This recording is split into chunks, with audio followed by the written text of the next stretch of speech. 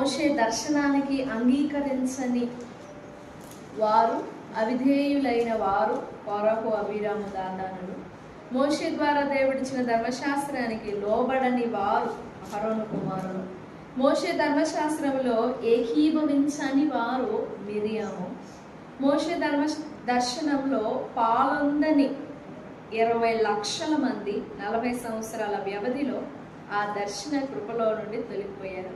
ఆ దర్శనం, మోషే దర్శనంలో నిలువని 32వ అధ్యాయంలోని ప్రశ్న, నిలువని వారు, ఏకీభవించని వారు, అవిధేయులైన వారు, సమ్మతించని వారు, అంగీకరించని వారు, లోబడని వారు, పాల్గొనని వారు, అందులో కొనసాగని వారు. కొనసాగిన వారు, అంగీకరించిన వారు, సమ్మతించిన వారు, పాలొందిన వారు కాలేబు, యెహోషువ, అహరోను. దేవుని దర్శనంలో లోబడ్డారు.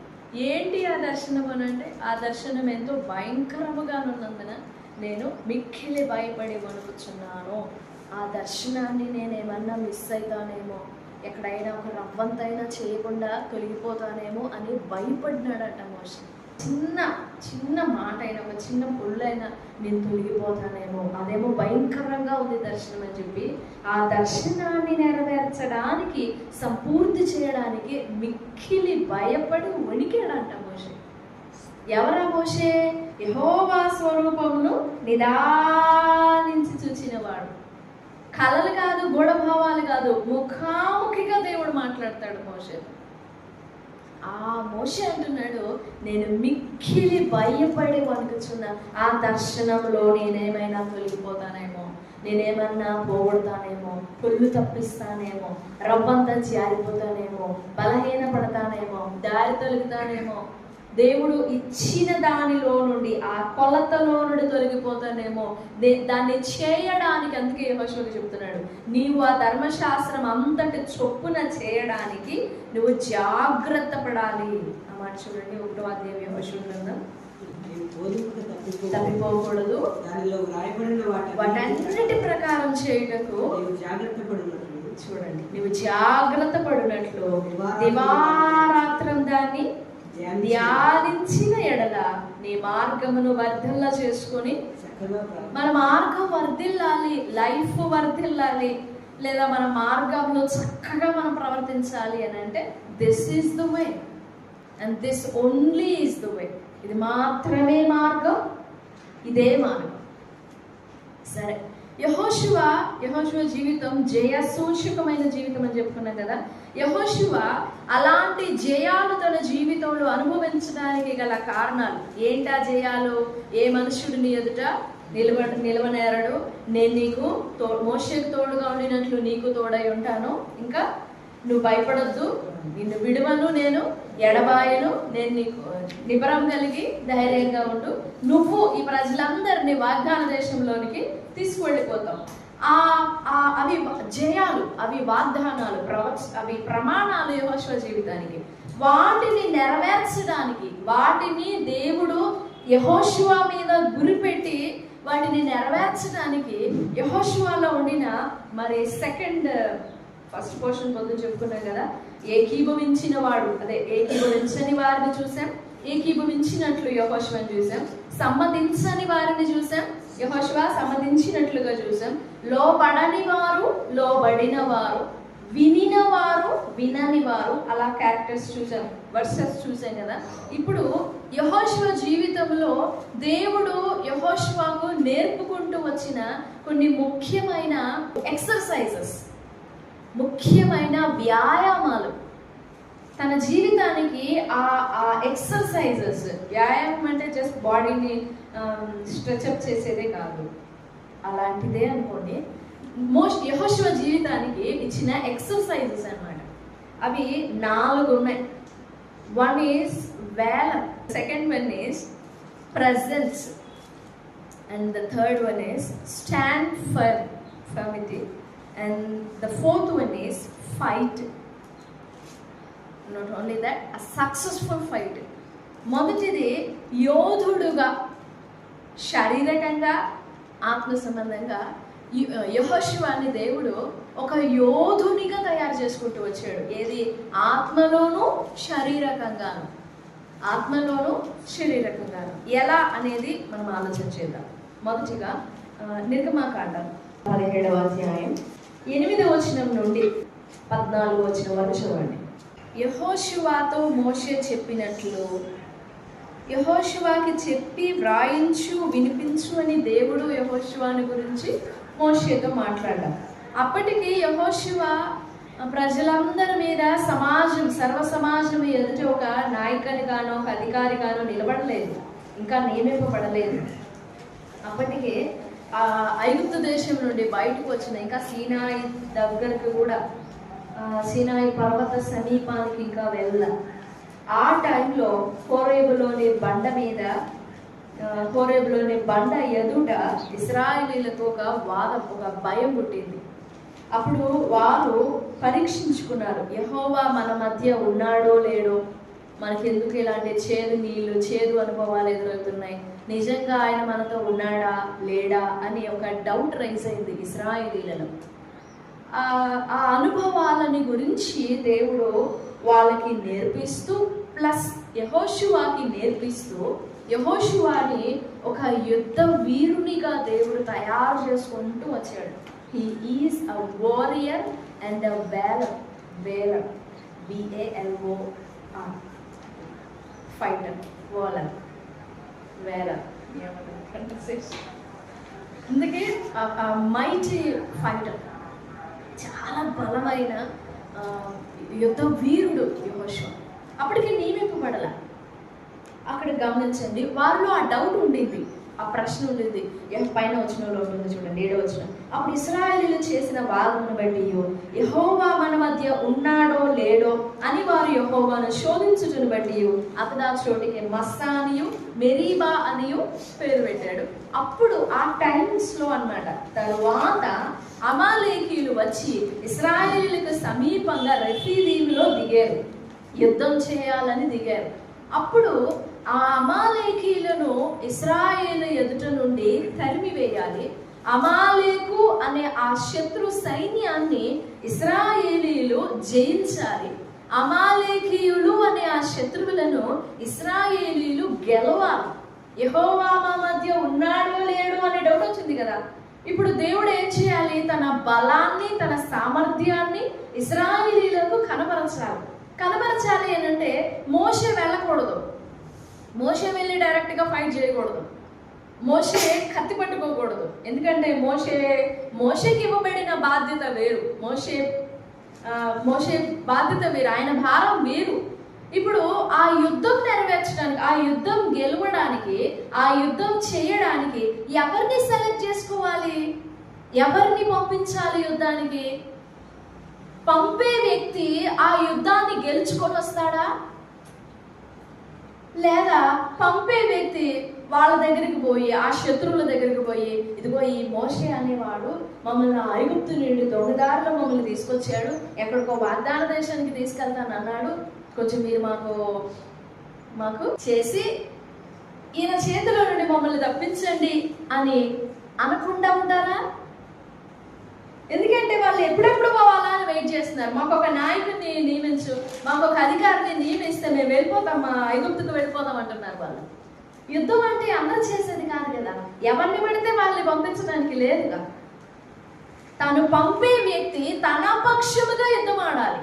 తను పంపే వ్యక్తి తన పక్షంగా, తను శత్రువు పట్ల ఎంత రోషంతో ఉన్నాడో, తను శత్రువు పట్ల ఎంత ఆగ్రహంతో ఉన్నాడో, అదే ఆగ్రహం, అదే రోషం కలిగిన వ్యక్తి కావాలి. ఎవరిని పంపాలి?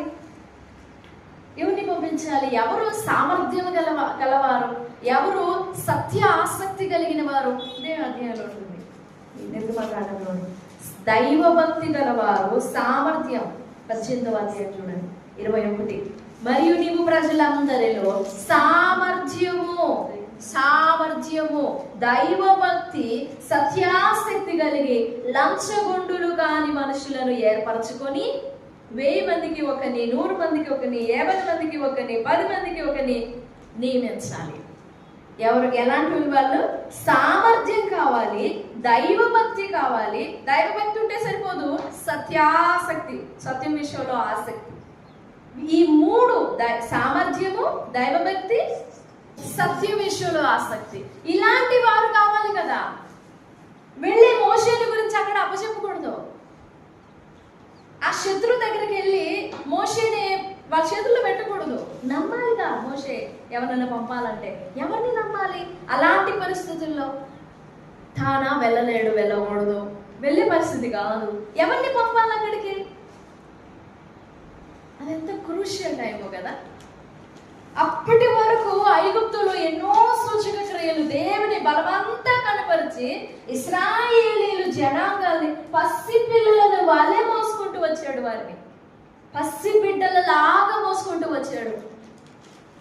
పసిబిడ్డలలాగా మోసుకుంటూ వచ్చి వారికి ఎన్నో ఆశ్చర్యకార్యాలు చూపిస్తూ దేవుని మర్మాలు, దేవుని జ్ఞానము, దేవుని బలము, దేవుని శక్తి, ప్రభావము, నిబంధనలు, పరిశుద్ధత అన్నీ చూపించుకుంటూ నేర్పించుకుంటూ వస్తూ ఉన్నాడు. వాగ్దాన దేశానికి తీసుకొని పోవాలని పిల్లలందరినీ వేసుకొని వస్తున్నాడు వెనకాల. ఇప్పుడు ఎదుట శత్రువు వచ్చాడు. తాను పిల్లల్ని వదిలి వెళ్ళలేడు. ఎవరిని పంపించాలి? అప్పుడు యెహోషువ మాత్రమే కనపడినాడు అంట. యెహోషువ ఒక్కడే కనపడినాడు. ఎలా? సామర్థ్యం, రెండవది దైవభక్తి, మూడవది సత్యాసక్తి. అసలు అది ఎంత గొప్ప విషయం. ఇశ్రాయేలీలందరూ వెనుతిరగడానికి రెడీగా ఉన్నారు. కొంచెం అట్లా వచ్చేట తిప్పగానే పూర్తిగా టర్న్ అయిపోతారు. ఆ టైంలో శత్రువు వచ్చాడు. అప్పుడు దేవునికి రేగిన కోపం ఎంత భయంకరంగా ఉందంటే, అమాలేకీల పేరు భూమి మీద ఉండకుండా తుడిచిపెట్టాలి నేను, యెహోషువకు చెప్పు, రాసి పెట్టమని చెప్పు. అప్పుడు అన్నాడు ఆయన ఆ మాట. అంటే ఆ అమాలేకు అనే శత్రువు కాని టైంలో వచ్చాడు, రాకూడని టైంలో వచ్చాడు, వద్దు అన్న టైంలో వచ్చాడు, దేవుడు ఇష్టపడని టైంలో వచ్చాడు.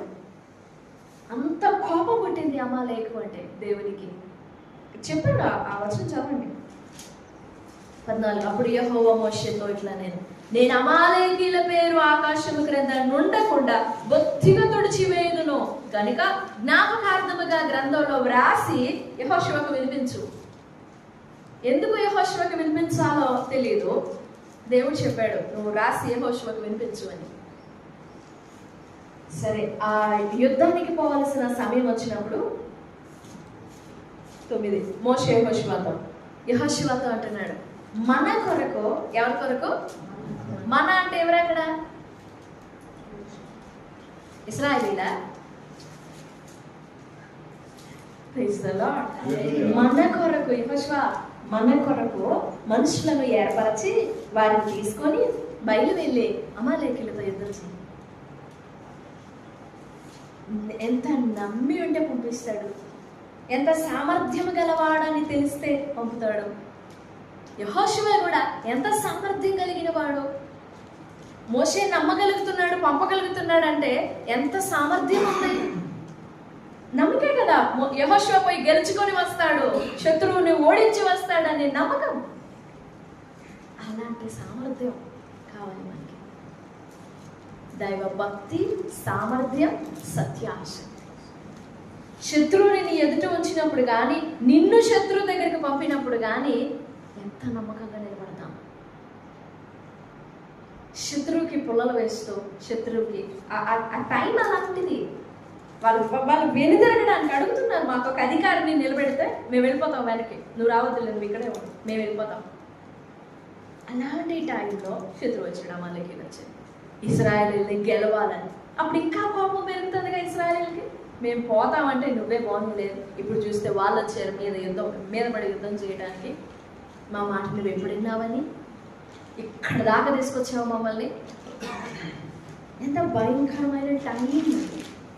కానీ సామర్థ్యం కలిగిన వాడు ఉన్నాడు చేతుల, దైవ భక్తి గల వాడు ఉన్నాడు చేతుల, సత్యాసక్తి కలిగిన వాడు ఉన్నాడు చేతులు. పంపించాడు మన కొరకు మనుషులను తీసుకుని వెళ్ళి యుద్ధం చేస్తా అని చెప్పి, రేపు నేను దేవుని కర్ర చేత పట్టుకొని ఆ కొండ శిఖరం మీద నిలబడతా, నువ్వు వెళ్ళు. ఎంత ఏక మనసు. మన కొరకు మనుషులను తీసుకొని నువ్వు వెళ్తూ ఉండు, నువ్వు వెళ్ళి యుద్ధం చెయ్యి, నేను కొండ శిఖరం మీద దేవుని చేతి కర్ర పట్టుకొని నిలబడతాను. యుద్ధం చేయి. ఆ మాట పట్టుకుని బయలుదేరాడు. ఐగుప్తు దేశంలో ఉన్నంత వరకు వాళ్ళకి యుద్ధాలు ఏమైనా ఉన్నాయా?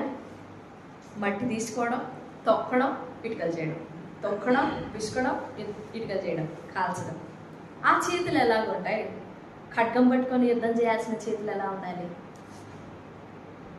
మట్టి పనైనా చేస్తాడు, ఖడ్గం పట్టుకొని యుద్ధం అయినా చేస్తాడు. నాకు మట్టి పనే వచ్చేయ్యా, నేను ఆ పని చేయలేను అంటే సామర్థ్యం కలిగిన వాడు నేర్చుకోవాలి. నాకు రాదు, నాకు చేత కాదు. మనం అందరం బలహీనమే, పసిపిల్లలమే. కానీ ఓ బిడ్డ పసిప్రాయం నుండి ఎలాగ ఎదుర్చుంటుందో, నేర్చుకుంటుందో, నీవు నేను కూడా అలాగే నేర్చుకోవాలి. అలా నేర్చుకోవడానికి దేవుడు మనకిచ్చిన వరం పరిశుద్ధాత్మ దేవుడు. జ్ఞానం ఇస్తాడు. దేవా, నాకు ఇది చేయడానికి జ్ఞానం లేదయ్యా, ఇస్తాడు. ఎవరికైనా జ్ఞానం కొదువుగా ఉన్నాయల్లా సందేహపడకుండా నన్ను అడగండి, నేను ఇస్తాను. జ్ఞానాధారం నేనే. బుద్ధియు జ్ఞానమును సకల సంపదలు ఆయన యందు గుప్తములై ఉన్నాయి. నిధి, ధననిధి, జ్ఞానపు నిధి ఆయన. అడగొచ్చు. సామర్థ్యం కలిగజేస్తాడు, సామర్థ్యం నేర్పుతాడు. వెళ్ళాడు. మనిషి చెప్పాడు కదా, నేను ఆ కొండ శిఖరం మీద నిలబడతానని. వెళ్ళాడు, గెలుచుకొని వచ్చాడు. ఫిజికల్గాను ఇది శారీరక రీతిలో నేను చెప్తుంది. ఇది కూడా అవసరం. అది లేకపోతే ఎట్లాగా? నేను ఒకటి ప్రార్థనే చేయగలను, నాకు ఇంకేం చేతి కాదంటే సెట్ అవ్వదు. అన్నీ రావాలి, అన్నీ నేర్చుకోవాలి. అన్నీ అంటే అర్థం చేసుకోండి. Praise the lord. Where a warrior fights physically, this is the physically, spiritually అనే మాట చూద్దాం. చూడండి 33వ అధ్యాయం నిర్గమాకాండ 11వ వచనం. మోషే గుడార్, ప్రత్యక్ష గుడార్ లోపలికి వెళ్తాడు. లోపలికి పోయేంత వరకు నిరానించి చూస్తారంట, వెనక భాగం చూస్తారంట. దేవుని మేఘస్తంభం, ఆ గుడారం మేఘం ఆ గుడారాన్ని కమ్మి ఆ గుడారంలోనికి మేఘం వచ్చేంత వరకు చూస్తూ ఉంటారు. లోపలికి మోషే లోపలికి పోయినప్పుడు అంతే, ఎవరి పనులు వాళ్ళు వదిలిపెట్టేసి, పనులన్నీ పక్కన పెట్టేసి మోషే లోపలికి వెళ్తుంటే లేచి నిల్చుంటారు. తర్వాత 11, మనుషుడు తన స్నేహితులతో మాట్లాడినట్లు మాట్లాడుతూ మాట్లాడటం అయిపోయినాక మోషే తిరిగి పాలెంలోకి వచ్చేవాడు. కానీ పరిచారకుడు యెహోషువను యవనస్తుడు ఏం చేస్తా ఉన్నాడు లోపల? ఆ గుడారంలో దేవుని మహిమ, దేవుని మేఘము నిలబడి గుడారం మీద లోపలికి నిలబడి మోషేతో మాట్లాడుచు ముఖాముఖిగా మనుష్యునితో మాట్లాడినట్లుగా మోషేతో మాట్లాడుతుండేవారు. మోషేతో పాటు యెహోషువ కూడా ఉన్నాడు. మోషే మాట్లాడడం అయిపోయిన తర్వాత బయటకు వచ్చి గుడారంలో నుండి బయటకు వచ్చి ఊళ్ళోకి వెళ్ళిపోయేవాడు, అంటే ఊరి లోపలికి, ప్రజల లోపలికి వెళ్ళిపోయేవాడు. కానీ యెహోషువ మాత్రం, నూను కుమారుడైన యెహోషువ, మోషే పరిచారకుడైన యెహోషువ మాత్రం ఆ యవనుడు గుడారములో నుండి బయటికి రాడు, గుడారములో నుండి వెలుపలికి రాడు. ఏం చేస్తున్నాడు లోపల? 10వ అధ్యాయం యెహోషువ గ్రంథం 10వ అధ్యాయం 12వ వచనం.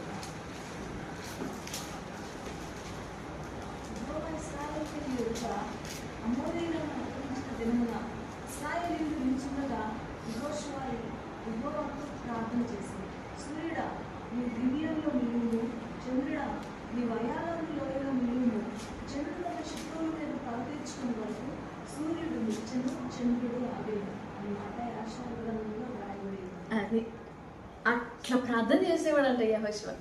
సూర్యుడా అక్కడ నిలిచిపో, చంద్రుడా అక్కడ నిలిచిపో అంటే అయిపోయింది.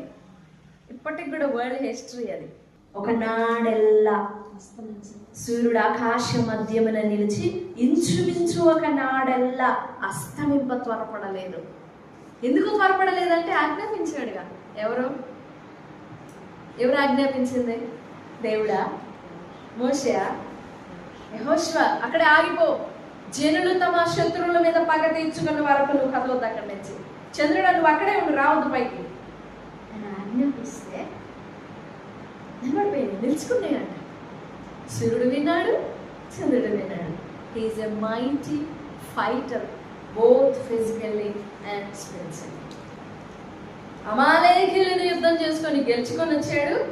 ఇక్కడ అమోరియా దగ్గర యుద్ధం చేసేటప్పుడు కూడా సూర్య చంద్రులతో యుద్ధం చేసి వాడిని అక్కడ నిలిపేశాడు. అక్కడ ప్రార్థన వీరుడు యెహోషువ, ప్రార్థన బలం కలవాడు. మనం అలాంటి ప్రార్థనలు చేయాలి, సామర్థ్యము గల ప్రార్థన చేయాలి, బలం కలిగిన ప్రార్థన చేయాలి.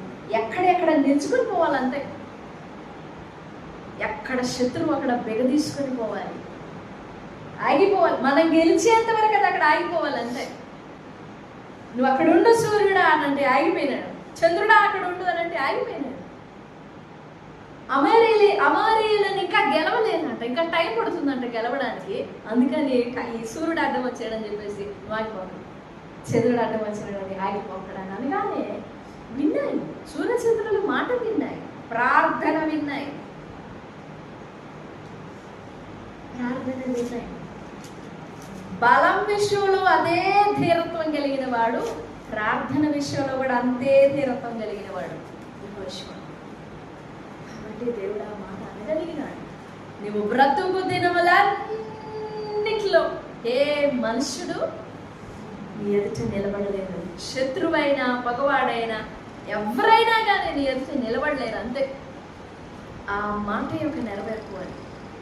Valor and warrior and a mighty fighter.